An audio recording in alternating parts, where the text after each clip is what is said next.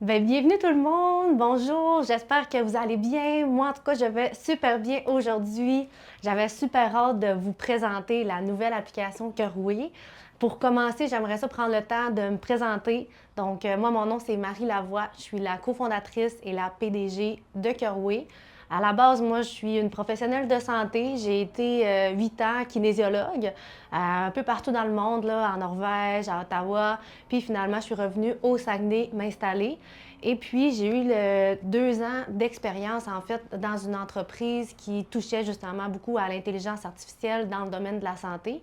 Et c'est par la suite que justement est venu Cœur, la création d'une entreprise dans l'intelligence artificielle, dans la santé, mais fait vraiment au Québec par des gens du Québec. Nous, en fait, là, chez Cœur, ça fait 2 ans là, qu'on développe la plateforme. On s'est lancé dans une période de 6 mois avec la version bêta. Il y a eu plus de 200 professionnels qui ont pu l'utiliser. Puis là, on est vraiment rendu à faire le tout grand lancement. On a pris justement, récolté les feedbacks par rapport à cette version-là. Puis aujourd'hui, on est super fébrile, puis on a super hâte de vous montrer qu'est-ce qui en est ressorti. Donc, voilà. Comment ça va fonctionner? On va avoir 10 minutes qu'on va vous présenter un cas d'usage dans une clinique. Et par la suite, Antoine, le cofondateur de Cœur, va répondre à toutes vos questions que vous aurez à ce moment-là. Donc, gênez-vous pas, on est là pour répondre à vos questions. Donc, si vous êtes prêts, moi je suis prête, ça part. Bonjour! Bonjour, Votre nom c'est? Gilles Auclair, je viens pour mon rendez-vous avec Antoine. Oui, parfait. Juste avant, là, dans le fond, je vais vous faire lire ça ici. On utilise une nouvelle technologie québécoise là, pour faciliter le travail des professionnels puis leur faire sauver du temps. Donc, je vous laisse lire ça, puis ensuite, vous pouvez aller vous asseoir. Antoine va venir vous chercher. C'est bon, merci. OK, une technologie qui permet de réduire la paperasse pour les... une technologie québécoise qui réduit la paperasse pour les professionnels de la santé. Il peut passer du temps à me regarder dans les yeux. Il est plus frais mentalement parce qu'il y a moins de paperasse, c'est bien sûr. Ça diminue le temps d'attente. Il y a un enregistrement qui est fait, mais il n'est pas conservé plus de 48 heures, OK. Puis 100% des informations sont sécurisées au Québec. Ah, excellent, super. Je vais aller m'asseoir. Merci.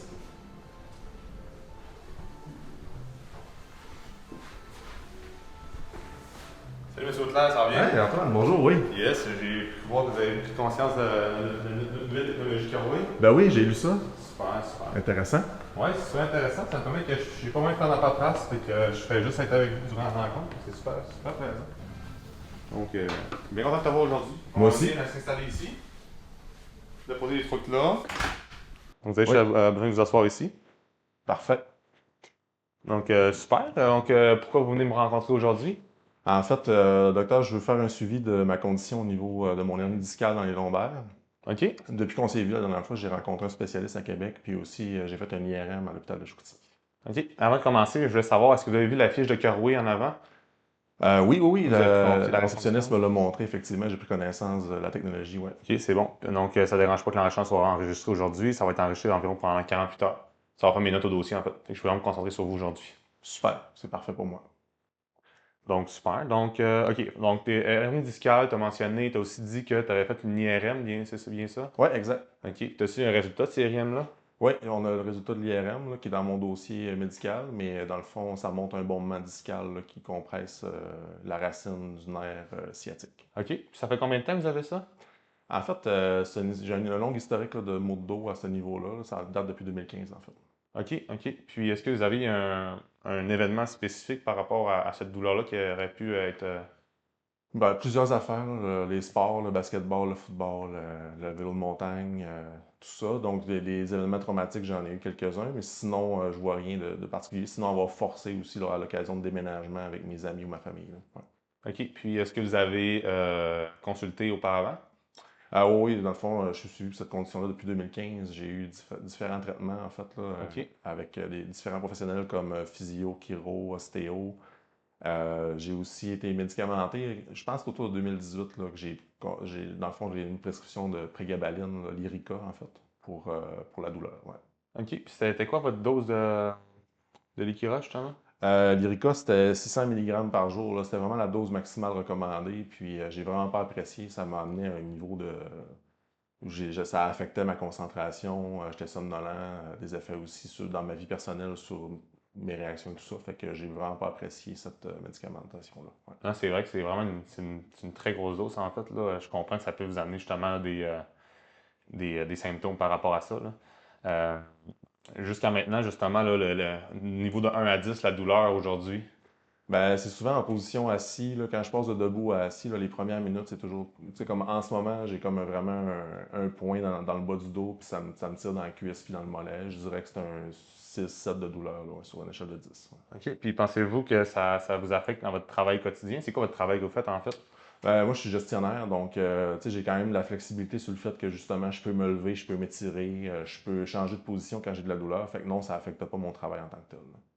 OK, OK. Et puis est-ce que vous avez toutes vos sensations dans vos jambes aussi? Y a-t-il une douleur plus à gauche qu'à droite en tant que telle? Les premières années, c'était dans la jambe gauche. Depuis, je dirais 2020, c'est plus dans la jambe droite. OK. Oui, j'ai quand même une perte de sensibilité au niveau de l'extérieur du pied puis du mollet, ouais. OK. Puis à droite, la perte de sensibilité? Ouais, Du mollet puis du pied? OK. ouais. Est-ce que c'est la première fois que ça vous arrive, justement, ces pertes de sensibilité-là? Je les ai du côté gauche depuis longtemps déjà. C'est jamais revenu, là. C'est comme une atteinte permanente. Puis sinon, ben, du côté droit, ça doit faire environ 1 an que ça a commencé à apparaître, là. OK. Avez-vous passé des tests, justement, pour cette sensibilité-là? Ouais, ben à chaque fois que je rencontre un professionnel comme un physio ou un chiro, là, ils me font passer des tests justement au niveau neurologique pour voir OK. si l'atteinte avance ou reste pareil, là. OK. Est-ce que ces professionnels-là ont fait, mettons, des tests avec des aiguilles comme de l'acupuncture, des choses de même pour aller. Exact. Ouais. OK, Ouais. super. Super, c'est super. Après ça, au niveau plus urinaire, au niveau au niveau des selles, ainsi de suite, est-ce qu'il y a de la problématique à ce niveau-là? Au niveau urinaire, j'ai pas de problématique là, en tant que tel. C'est plus au niveau des selles, effectivement, là, quand je vais à la OK. salle de bain, justement la position assise sur la toilette, là, que c'est plus difficile. Puis en plus, quand faut que je force, ben, on dirait que ça fait un point de pression justement au bas du dos, puis c'est très douloureux, ouais. OK. Puis c'est ça à toutes les fois? Ouais, des fois c'est pire. En fait, quand je me lève le matin, c'est le pire parce que justement, j'ai été couché longtemps, puis là je m'assois, puis il faut que je force, donc c'est vraiment douloureux, là, mais ouais. Puis au niveau quand tu fais du sport en tant que tel, est-ce que tu fais encore du sport activement en ce moment? Je m'entraîne en gym avec un entraîneur personnel pour justement renforcer tout ce qui est stabilisateur, le tronc, etc., pour m'aider dans cette situation-là. Sinon, ben, j'ai recommencé cette année le baseball, là, suite au conseil du spécialiste qui m'a dit qu'il n'y avait pas d'enjeu à ce que je fasse un sport comme ça, là. Fait que, Non, c'est certain qu'il n'y a pas trop, il y a pas trop d'impact qu'il peut avoir, comme mettons le basketball ou d'autres sports au niveau des sauts, là. Il peut avoir un peu plus d'impact là, au niveau, à ce niveau-là. ouais. Euh, OK, super, super. Sinon, après ça, avez-vous d'autres problèmes connus en général à part cette situation-là?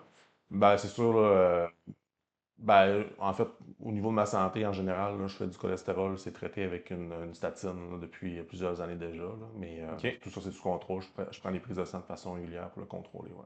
OK, puis ça n'impacte pas au niveau de votre sport également à ce niveau-là? Non. Pas, non, OK, c'est super.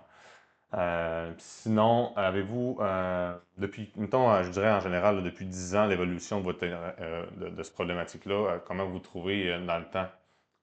Euh, c'est comme des épisodes, en fait. C'est comme, j'ai réussi à résorber l'hernie discale avec du repos pendant, mettons, 6 à 8 mois. Puis après ça, ben, je recommence ma vie courante. Puis là, ben, je refais un autre épisode d'hernie discale qui recommence encore.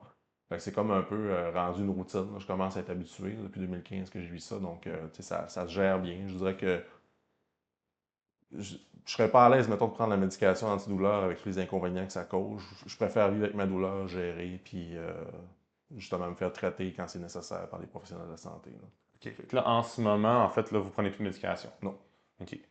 Puis est-ce que vous voyez d'autres professionnels de la santé sur une base régulière? Ben, au besoin, là, en ce moment, je suis suivi par une physiothérapeute qui fait des aiguilles là, pour libérer les tensions dans les muscles. OK, super, super.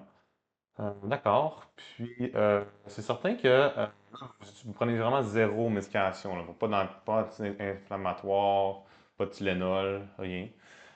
C'est certain que, tu sais, suite à ce que vous m'avez dit aujourd'hui, là, moi, je continuerai, en fait, là, je continuerai l'activité physique. Je pense que c'est important, avec les suivis réguliers du professionnel, là. C'est prouvé que l'activité physique, ça peut aider, en fait, là, à diminuer les phases des médicales. Euh, Par rapport à ça, c'est certain que mon côté, ce serait pas mauvais nécessairement de réessayer en fait réessayer en fait la médication là, Lyrica que vous prenez dans le passé, mais à plus petite dose, pas mal, là. Une plus petite dose, là, parce que la dose que vous prenez avant, c'était vraiment élevé. Là. Fait que j'aimerais ça réessayer ça, mais avec des plus petites doses, puis voir au fur et à mesure à jumeler avec l'activité physique, ça peut aider beaucoup. Sinon, également, là, peut-être prendre des cycles en fait, anti-inflammatoires. Donc, tu sais, mettons, pendant 6-7 jours, tu prends l'anti-inflammatoire sur une base régulière, tu arrêtes un peu pour voir la différence entre les deux puis l'évolution. Puis je te dirais que continuer à t'entraîner, c'est vraiment une bonne chose également. Là. Donc, je te dirais que ça ressemble pas mal à ça. Continue tes bonnes choses. Aujourd'hui, on va y aller vraiment comme ça. C'est bon. Je te recommande de vraiment continuer ce que tu faisais. C'est bien que tu sois venu me voir pour être rassuré, là. Mais en ce moment, je pense que moi, ce que je vais faire, c'est que je vais te represcrire une plus petite dose de ton ancienne médication, puis également des naproxen, euh, pris sur une base régulière. Donc, par rapport à ça, la suite des choses, ben, garder les bonnes habitudes aussi, là. Bonnes habitudes de sommeil, bonnes habitudes aussi au niveau de l'hydratation. Des choses très importantes à prendre en compte aussi. Donc, je te dirais que ça ressemble à ça. Donc, avais-tu d'autres questions en général? Non, c'est parfait. Je voulais vraiment faire le point avec vous aujourd'hui, puis voir la suite des choses. Fait que ça répond à mon besoin. Ok, super. Ben, vous pouvez venir avec moi. On va aller, je vais aller vous reporter à l'accueil. Excellent, merci.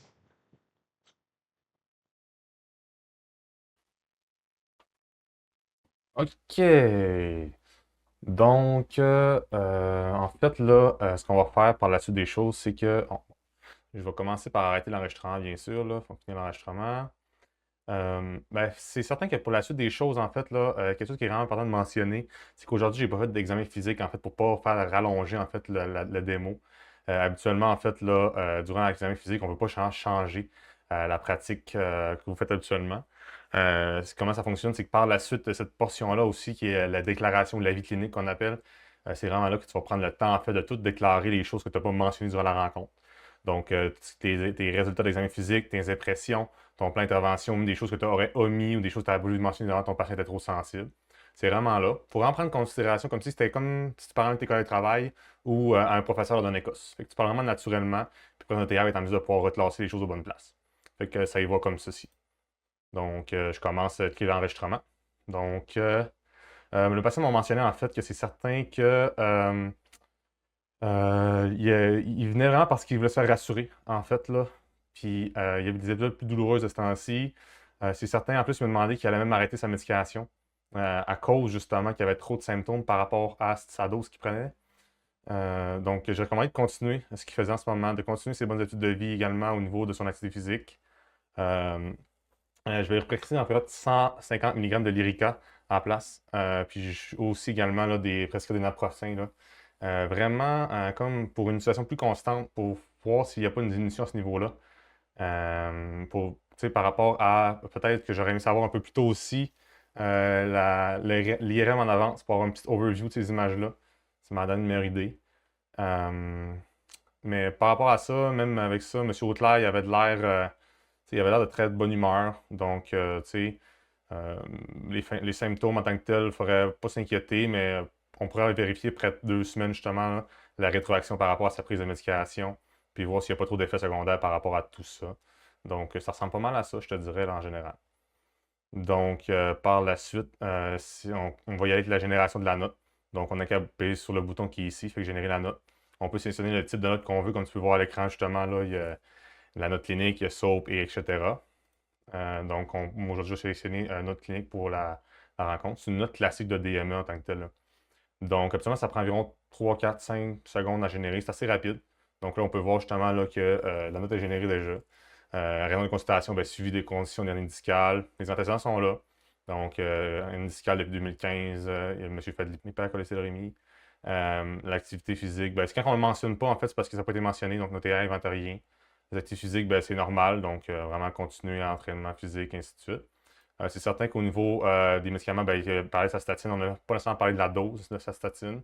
Puis, ben, en fait, là, avant, il y avait son Lyrica à 60 mg par jour, comme on peut voir là, antérieur, puis c'est non toléré. On peut également voir, en fait, l'histoire de la maladie à ce niveau-là. C'est vraiment là qu'on peut observer, en fait, comme pas mal tout ce qui a été mentionné durant la rencontre. Il n'y a pas d'examen physique, comme bien sûr, fait que c'est pas mentionné. Puis, ben, par rapport à ça, justement, les autres choses là, au niveau de l'interprétation, puis le plan d'intervention, pas mal tout est là. C'est un mélange entre ce qui était passé dans la rencontre et ce que j'ai mentionné. Par la suite, c'est certain que je peux aller dans chacune des cases puis changer au besoin. Mais c'est ça, pour aujourd'hui, ce que j'en fais, je vais laisser de même. Puis après ça, ben, durant la période des questions, on va pouvoir faire des modifications, montrer un petit peu comment ça fonctionne. Après ça, au niveau du copier-coller, puis au niveau justement des questions, c'est des questions générales, ça me fait plaisir de pouvoir répondre à tout ça. Donc, c'est merci beaucoup.